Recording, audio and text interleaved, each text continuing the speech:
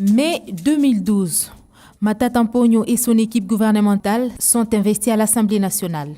Dans sa feuille de route, le Premier ministre a promis aux élus du peuple, notamment, de travailler pour la bonne gestion du budget et des finances, de rétablir la paix et la sécurité, de moderniser les infrastructures de base et d'améliorer les conditions de vie des Congolais. Voilà maintenant 100 jours depuis l'investiture du gouvernement, l'heure est à l'évaluation. Une évaluation faite ici par lui-même, le chef de l'exécutif national. Votre gouvernement n'a ménagé aucun effort pour mener des politiques budgétaires et monétaires, non seulement rigoureuses et coordonnées, mais aussi des politiques porteuses de croissance économique. À cet égard, le taux d'inflation entre le mois de mai et le mois de juillet 2012 a été contenu à son plus bas niveau depuis une dizaine d'années.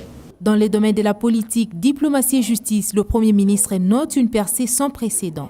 Au regard de la situation des conflits à l'Est, il faut reconnaître la percée diplomatique sans précédent. Sous le leadership actif du chef de l'État, président de la République, qui a permis au pays d'obtenir la publication de l'annexe au pré-rapport du groupe d'experts des Nations Unies sur les violations de l'embargo sur les armes à destination de la RDC. Quant à l'assainissement et la modernisation des infrastructures de base, le chef du gouvernement s'est félicité des avancées enregistrées. Le début des travaux de salubrité publique dans la province, dans la ville-province de Kinshasa, a contribué sensiblement à redorer l'image des marques de la capitale, qui certes va retrouver moyen terme sa beauté d'antan.